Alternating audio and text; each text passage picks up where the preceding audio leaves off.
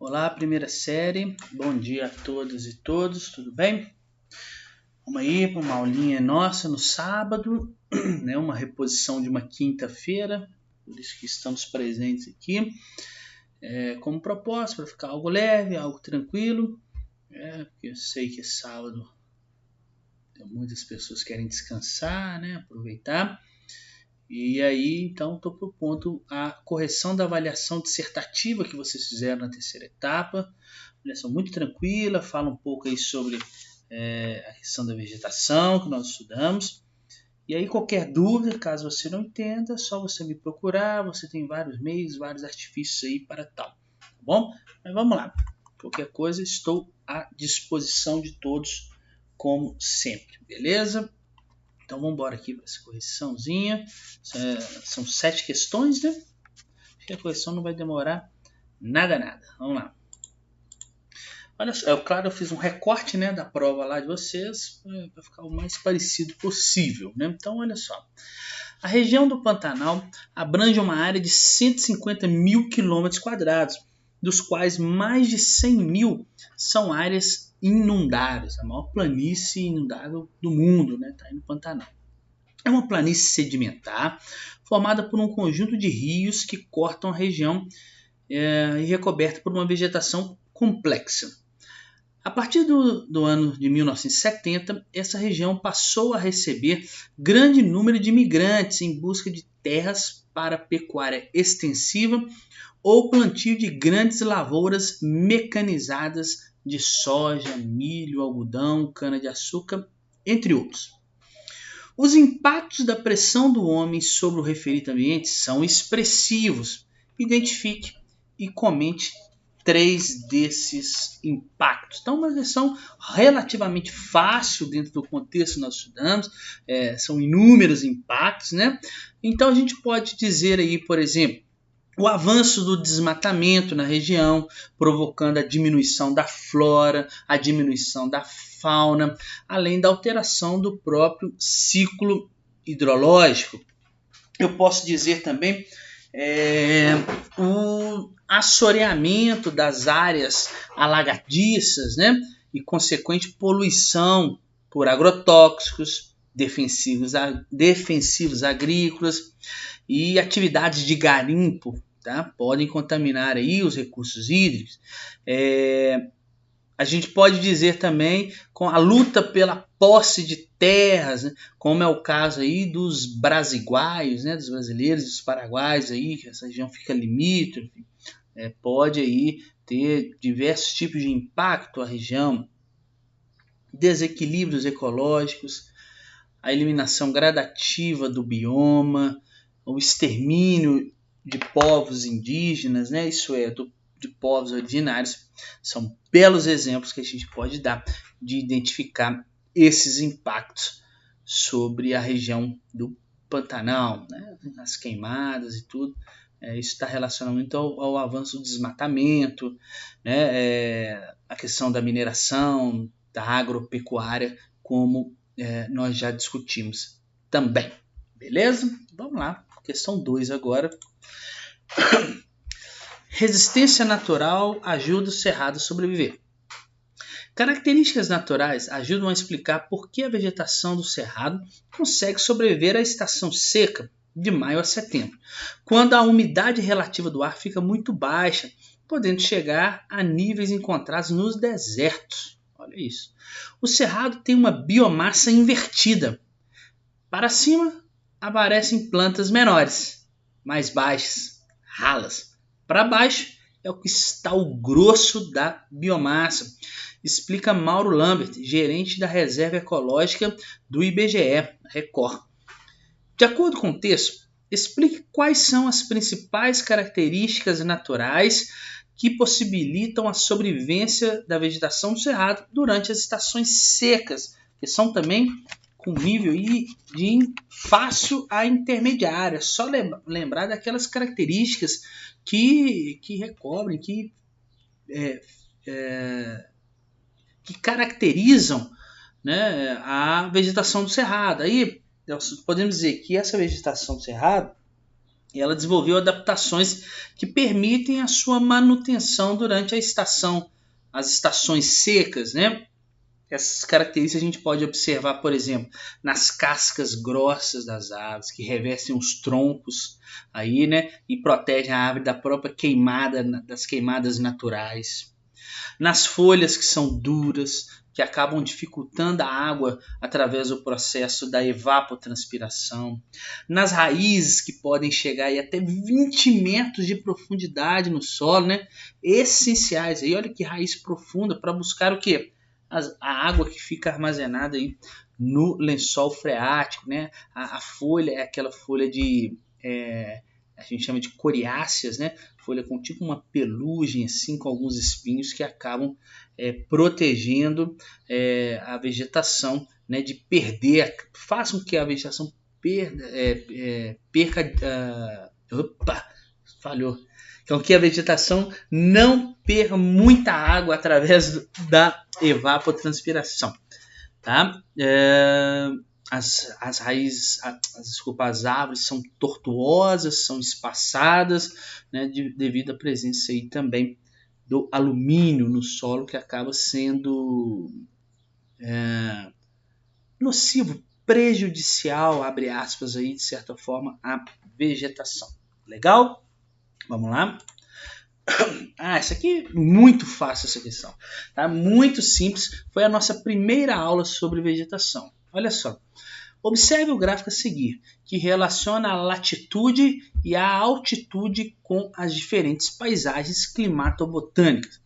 Estabeleça a correlação entre latitude, altitude e a diversidade de espécies encontradas nos biomas apresentados. Então, eu tenho aqui, à medida que eu aumento a minha altitude ou à medida que eu aumento a minha latitude, eu vou tendo diferentes tipos vegetacionais. Tá? Latitude baixa, altitude baixa, eu tenho uma determinada vegetação e à medida que eu vou aumentando, eu vou modificando isso também. E aí a gente pode estabelecer uma relação dizendo que, levando em consideração, olha só, que as temperaturas elas diminuem, elas decrescem em média aí 6 graus a cada 1000 metros de altitude, tá? É esperado que a diversidade também varie em função desse fator, tá bom? E ainda em relação, claro, à menor quantidade de calor que o ar, né, mais rarefeito nas altitudes superiores, né, em altitudes mais elevadas, ele consegue absorver. Então, ele absorve pouquíssimo calor e isso também vai condicionar o crescimento e o tipo de vegetação. Aí, assim, a gente pode dizer que a diversidade de espécies vegetais ela decresce com o aumento da altitude, assim como ocorre com o aumento da latitude. Olha que questão moleza, hein? Essa aí é fácil, acho que cada questão vale um ponto, essa aí é um ponto de graça. Vamos lá. Agora, questão 4. É uma bela imagem, né? Com base na figura, aponte 2 atividades humanas que contribuem para o desmatamento na Amazônia. Cite ainda um dano ambiental decorrente desse processo, explicando a sua causa. Então eu tenho um mapa aqui que vai trazendo o desmatamento da Amazônia, ele vai mostrando as terras indígenas, onde está a unidade de conservação, áreas sem destinação, áreas de desmatamento, tá? E as rodovias. Então, das atividades eu posso citar, por exemplo, a pecuária, a agricultura, a exploração mineral, a exploração da madeira. Tá? Um dos danos, né, que ele pediu aí as atividades humanas, né? Falei. Agora, um dos danos que a gente pode citar aí, ambientais, a sua respectiva causa, é maior assoreamento dos rios, devido ao aumento do processo erosivo, mudança do clima local, né, pelo aumento da temperatura e pela evaporação, vai estar mais quente, claro. Aumento do processo erosivo, pela intensificação dos fluxos de água superficial. Eu não tenho a vegetação para frear, para segurar a água vai escorrer superficialmente e vai aumentar o processo erosivo. Pode haver um empobrecimento do solo, né, pela perda de nutrientes aí, pela perda de matéria orgânica, decorrentes das enxurradas, da água superficial, ou do processo, já expliquei vocês também, de lixiviação, quando o solo perde seus nutrientes com a água da chuva. Eu posso ter uma diminuição da biodiversidade pela extinção, né? Ou a migração de espécies pela mudança do clima. Tem espécies que são extremamente sensíveis a qualquer alteração climática. Ou ela morre, ou ela migra para algum outro local, né? No qual a temperatura, o clima esteja adaptável a ela. Essa também é bem fácil, tá? Vamos lá. Questão 5. Segundo estimativas da ONU, em 2012 o mundo tornou-se urbano, isto é, a população urbana mundial ultrapassou a população rural.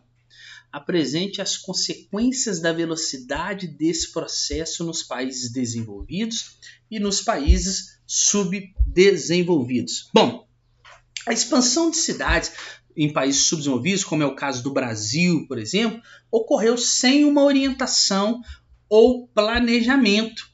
Tá? Isso acabou agravando o quadro de exclusão social no espaço urbano. Nós temos vários quadros de exclusão social no nosso espaço urbano. E isso culminou, claro, em problemas de infraestrutura, problemas estruturais das cidades, do meio urbano, como o sistema de transporte, de coleta de lixo, de saneamento básico. Eles são incapazes de absorver e de se adequar a uma população cada vez maior, em constante expansão, tá? Resultou em condições de domicílio, né, de moradia precárias, pessoas ocupando áreas de risco, encostas de morro, as margens de rios. Tá? Aumentou a violência urbana. Isso tudo são características do processo de urbanização que ocorreu nos países subdesenvolvidos. Rápido, acelerado, sem planejamento. Diferente do que nós observamos, claro, nos países desenvolvidos, onde esse processo de urbanização ele aconteceu de forma gradativa, lenta, planejada, diminuindo, portanto, os espaços de exclusão social, tá bom? Vamos lá, 6. A partir da análise do gráfico e dos conhecimentos sobre o Brasil urbano, informe o critério adotado pelo IBGE para definir população urbana. Primeira pergunta, né? Primeiro comando. Destaque 2 fatores que influenciaram o processo de urbanização brasileira a partir da década de 60 do século XX. Segundo comando. E o terceiro, indique 2 consequências socioambientais resultantes desse processo nas grandes metrópoles. Então vamos lá, aos comandos. O critério adotado pelo IBGE para definir população urbana, ele é o político administrativo. Lembra disso? Assim, toda sede de município, ou seja, cidade, e de distrito, no caso vila, independentemente do tamanho da população, da densidade demográfica do local, ou seja, da quantidade de pessoas por quilômetro quadrado, é considerada uma zona urbana. Então, primeiro ponto aí. Tá? Vários fatores influenciaram o processo de urbanização a partir da década de 60 aí no Brasil. Nós podemos destacar o processo de industrialização, com geração de empregos e consequente atração da população para as cidades. A abertura de novas estradas, né, que facilitou a integração do território nacional. As redes de telecomunicações, que está abrangendo todo o território brasileiro. Então permite as pessoas se comunicar, né? E permite também as pessoas migrarem para os centros urbanos. A ausência de infraestrutura no meio rural, há uma carência no meio rural, né, de áreas e de serviços, e as pessoas migram para as cidades. As inovações técnico-científicas informacionais que permitem aí, né, as informações, as tecnologias estarem dentro das cidades. Os desequilíbrios regionais, tá? Regiões cresceram mais que outras, acabam fazendo as pessoas migrarem. E como consequência, aí o terceiro comando, né, socioambientais nas metrópoles, nas grandes cidades, eu posso citar até falei na questão anterior. Deficiência da infraestrutura de saneamento básico, deficiência dos serviços básicos de saúde, educação, problemas de acúmulo e deposição de resíduos sólidos, carência ou destruição das áreas verdes, poluição atmosférica, poluição hídrica, poluição sonora, poluição visual, destruição de nascentes dos rios, congestionamento, favelização, violência, desemprego, são tudo consequências socioambientais às metrópoles. Beleza? Vamos lá para a última questão. Texto 1. Moradores de Moema, bairro nobre da Zona Sul de São Paulo, podem viver, em média, 23,3 anos a mais do que os bairros Cidade Tiradentes, no extremo leste da cidade. É o que mostra o Mapa da Desigualdade de 2019, estudo divulgado pela rede Nossa São Paulo, com base em dados de 2018. Então, olha só. Identifique o problema urbano tratado no Mapa da Desigualdade aqui e analise de que forma este contribui para os índices de desigualdade social encontrados na cidade de São Paulo. Pessoal, esse mapa, essa desigualdade entre áreas, você vai viver muito menos, muito mais, ou seja, você vive mais porque você tem acesso, né, a serviços, a medicina, a infraestrutura dentro das cidades do que em outros lugares. Isso permite você viver mais. E o mapa apresenta o problema da macrocefalia urbana. Lembra? Um fenômeno caracterizado pela expansão desordenada das metrópoles. Tá? Esse aumento das áreas urbanas leva a um acréscimo na demanda de serviços, de infraestrutura na sociedade. Mas, contudo, essas necessidades nem sempre foram ofertadas para toda a população de maneira adequada, sendo as regiões mais afastadas, como nós estamos vendo aí, Tiradentes, né, das áreas centrais, aí, elas são mais prejudicadas. Tá? Dessa forma, a macrocefalia urbana ela contribui para a segregação espacial, acarretando que melhores condições de vida em regiões centrais e piores condições de vida nas regiões em áreas periféricas. Bom, então é isso. Muito obrigado. Tchau para vocês e até a nossa próxima aula. Valeu, pessoal.